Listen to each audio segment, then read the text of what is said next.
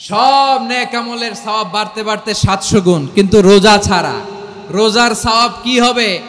বান্দা খালি রোজা রাখে, ফেরেশতারা কিছু লিখতে পারে না আমল নামায়, কারণ আল্লাহ বলে এটা কিছু লিখিস না, কারণ as-সাওমু লি, এই রোজা রাখছে আমার জন্য, ওয়া আনা আজজি বিহি, এই রোজার সওয়াব, প্রতিদান, অ্যাওয়ার্ড এটা কিয়ামতের দিন আমি আল্লাহ নিজ হাতে দেব, নিজ হাতে দেব। আরেক বর্ণনায় এসেছে ওয়ানা উজজাবি, আমি আল্লাহ নিজেই হয়ে যাব রোজার প্রতিদান। সুবহানাল্লাহ পড়েন। আবার আল্লাহর হাবিব বলেন ইন্না ফিল জান্নাতি সামানিয়াতু আবওয়াব, জান্নাতের দরজা মোট 8টা, ফিহা বাবুন ইউসাম্মা আর-রায়্যান, 8টা দরজার মধ্যে স্পেশাল একটা দরজা আছে, ওই দরজাটার নাম হলো আর-রায়্যান। রায়্যান দরজা, লা ইয়াদখুলুহু ইল্লা সাইমুন, রোজাদাররা ছাড়া কেউ ওই রায়্যান দরজা দিয়ে জান্নাতে ঢুকতে পারবে না, শুধু রোজাদারদের জন্য ওই দরজাটা খোলা থাকবে। দরজাটার নাম আর রায়্যান। শব্দটা কেমন লাগে? ভালো লাগে। অনাগত সন্তান যদি কারো আসে, ছেলে সন্তান, নাম রেখে দিয়েন আর রায়্যান। কি নাম? লা ইয়াদখুলুহু ইল্লা সাইমুন, রোজাদাররা ছাড়া কেউ ঢুকতে পারবে না। মান দাখালাহু লাম ইয়াজমা আবাদা, একবার যে এই গেট দিয়ে ঢুকবে, he will never be thirsty again, তার গলা থেকে চিরকালের জন্য আল্লাহ তৃষ্ণা মিটায়া দিবে। আমরা এই রায়্যান দরজা দিয়ে সেদিন জান্নাতে ঢুকতে চাই কি চাই না? আমার প্রিয় ভাইরা, প্রতি রাতে রমাদানে আল্লাহর ফেরেশতারা আহ্বান জানায়, ইয়া বাগিয়াল খাইরি আকবিল, ইয়া বাগিয়াশ শাররি আকসির, হে কল্যাণের পথের যাত্রী, আকবিল প্রসিড, আরো ইবাদত করো, আগাও আগাও, আরো জান্নাতের নাজ নেয়ামত কামাও। হে অকল্যাণের পথের যাত্রী, আকসির, স্টপ স্টপ, অনেক হয়েছে, আন্না, এ রমাদান এটা পাপের মাস নয়, এটা ইবাদত করে জান্নাত কামানোর মাস। চিল্লায় বলো ঠিক কি না? ওয়ালিল্লাহি উতাকাউ মিনান নার ওয়া যালিকা কুল্লা লাইলা, রমাদানের প্রতি রাতে আল্লাহ তাআলা এরকম লাখো বনি আদমকে মাফ করে দেওয়ার ঘোষণা দেয়, নাজাতের ঘোষণা দেয়। আমরা আল্লাহর পক্ষ থেকে মাফ, নাজাত চাই কি চাই না?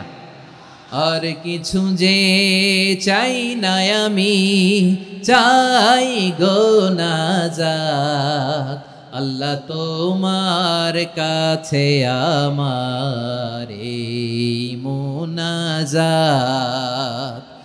আর কিছু যে চাই না আমি, চাই গো নাজাত, আল্লাহ তোমার কাছে আমার এই মুনাজাত, আল্লাহ তোমার কাছে আমার এই মুনাজাত। পড়েন আমিন।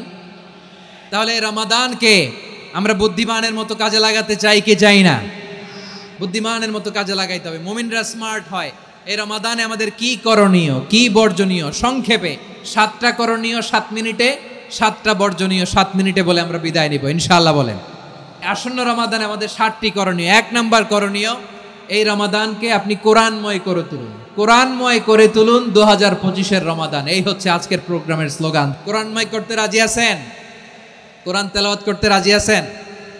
আমার প্রিয় ভাইরা, ধীরস্থির ভাবে কোরআন তেলাওয়াত করুন, তাড়াহুড়ো করে নয়। আনাস রাদিয়াল্লাহু তাআলা আনহু বলতেন, রুব্বা কারি লিল কোরআন ওয়াল কোরআনু ইয়ালআনহু, কোরআনের অনেক কারি আছে যারা কোরআন পড়ে কিন্তু সওয়াব পায় না, বরং আল্লাহর কোরআন তার বিরুদ্ধে আল্লাহর দরবারে নালিশ করে আর লানত করতে থাকে। আমরা কি ওইরকম কোরআনের তেলাওয়াতকারী হতে চাই? না। ধীরস্থির ভাবে, ওয়ারাত্তিলিল কোরআনা তারতিলা, তারতিলের সাথে পড়বেন।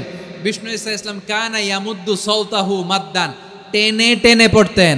আলহামদুলিল্লাহি রাব্বিল আলামিন আর রহমানির রহিম মালিকি ইয়াউমিদ্দিন ইয়্যাকা না'বুদু ওয়া ইয়্যাকা নাস্তাঈন ইহদিনাস সিরাতাল মুস্তাকিম সিরাতাল লাযীনা আন'আমতা আলাইহিম গায়রিল মাগদুবি আলাইহিম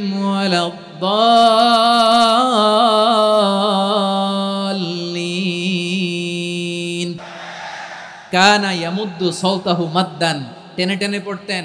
ওয়া কানা ইউকাত্তিউ আয়াতান আয়াতান, প্রত্যেক আয়াত পড়ে পড়ে তিনি থামতেন। এভাবে কোরআন পড়তে হবে।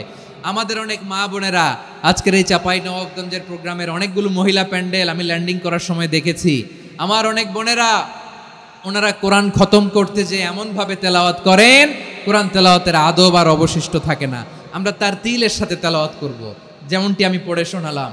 বিষ্ণু ইসলাম প্রতি আয়াত শেষে থামতেন, টেনে টেনে পড়তেন, তার তিলের সাথে পড়তেন, সুর করে পড়তেন। মানলাম ইয়াতাগান্না বিল কোরআন ফালাইসা মিন্না, যে সুর করে কোরআন পড়ে না সে আমার উম্মত হতে পারে।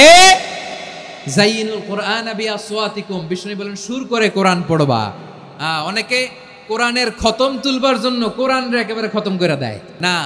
আপনি ধীরস্থির ভাবে পড়ে যদি খতম দিতে পারেন মাশাআল্লাহ, না পারলে যতটুকু পারেন পড়বেন, এরপর অনুবাদ পড়ার চেষ্টা করবেন, তাফসির পড়ার চেষ্টা করবেন। আপনাদের জন্য এক অনন্য উপহার রয়েছে আমার পক্ষ থেকে, এক নজরে কোরআন 114 সূরার সারমর্ম, সার নির্যাস আমরা নিয়ে এসেছি এখানে বাংলা ভাষায়। আমার জানা মতে খুব সম্ভবত এই প্রথম কাজ কেউ করে নাই। আরবিতে পাবেন এরকম অনেক বই, ইংরেজিতে কিছু কাজ আমরা দেখেছি, কিন্তু বাংলায় পাবেন না। এত চমৎকারভাবে আমরা সূরাগুলোর সারমর্ম, সার নির্যাস তুলে ধরার চেষ্টা করেছি। 5 পৃষ্ঠায় আপনি জেনে যাবেন এই সূরার সেন্ট্রাল থিম কি, এই সূরায় কি কি নিয়ে আলোচনা করা হয়েছে, এই সূরা থেকে মূল লেসন কি, মূল শিক্ষা কি, সহজে আপনারা বুঝে যাবেন। সুযোগ হলে এটা সংগ্রহ করবেন আপনারা। যে কোনো ধরনের ভালো অনুবাদ আপনারা পড়বেন, তাফসির পড়বেন। আমরা কোরআনময় করতে চাই। খতম কোরআনে রমাদানের 1 খতম দেওয়ার একটা সহজ পদ্ধতি হচ্ছে, রমাদানের প্রতি নামাজের পরে 4 পৃষ্ঠা, প্রতি নামাজের পরে কয় পৃষ্ঠা? 4 পৃষ্ঠা। তাহলে 5 ওয়াক্তে 4 পাঁচা 20 পৃষ্ঠা। হেফজে কোরআনগুলো 20 পৃষ্ঠা 1 পারা, এভাবে 30 দিনে আপনার 1 খতম হয়ে যাবে। আমরা যেন তার তিলের সাথে বিশুদ্ধভাবে কোরআন তেলাওয়াত করতে পারি, আল্লাহ তৌফিক দান করুক। পড়ে না আমিন। 2 নাম্বার করণীয়, ধীরস্থিরভাবে তারাবির সালাতগুলো যেন আমরা আদায় করি। তাড়াহুড়ো করবেন না আল্লাহর ওয়াস্তে, তাড়াহুড়ো করবেন না, তাহলে কোরআন আমাদের জন্য বদদোয়া করবে। তাড়াহুড়ো করবেন তারাবির নামাজে।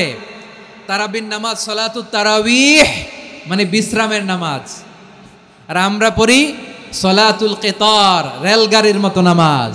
না, এরকম করবেন না। ইমাম সাহেবদেরকে আশ্বস্ত করুন যে ইমাম সাহেবরা আমরা পিছনে আসি আপনাদের সাথে, আপনি আস্তে আস্তে পড়েন, তার তিলের সাথে পড়েন, ধীরস্থিরভাবে তারাবির সালাত পড়বেন। সারা বছর এই সুযোগ হয় না দাঁড়িয়ে কোরআন শোনার, এরকম আয়োজন ব্যবস্থাপনা সারা বছর আর আমরা পাই বলেন তো না। তারাবির সালাতের রাকাত বিতর্ক এড়িয়ে চলুন, রাকাত নিয়ে বিতর্ক করবেন না। 8 রাকাত 20 রাকাত নিয়ে যে মারামারি এই দেশে, এটা শয়তানের ফন্দি। চিল্লায় বলেন এটা কার ফন্দি? আমরা 20 রাকাত পড়ি, আপনারা হয়তো 8 রাকাত পড়েন, কোনো অসুবিধা নাই। আমরা যারা 20 রাকাত তো আমরা পড়তেছি, আমরা 20 রাকাতের কথাই বলি, 20 রাকাত আমরা পড়বো আজীবন।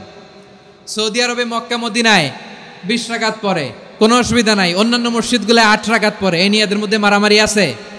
হ্যাঁ, এই জন্য রাকাত বিতর্ক এড়িয়ে চলবেন। প্রিয় ভাইয়েরা, আপনার আমল আল্লাহর কাছে কবুল হবে সংখ্যার বিচারে না উত্তমতার বিচারে? বলেন তো, উত্তমতার বিচারে। কত চমৎকার ভাবে আপনি আল্লাহর সামনে দাঁড়াতে পারছেন এটা বিবেচ্য। রুকু সেজদাগুলো সুন্দরভাবে করবেন, রুকু থেকে সোজা হয়ে দাঁড়ানো ওয়াজিব, 2 সেজদার মাঝখানে সোজা হয়ে বসা ওয়াজিব।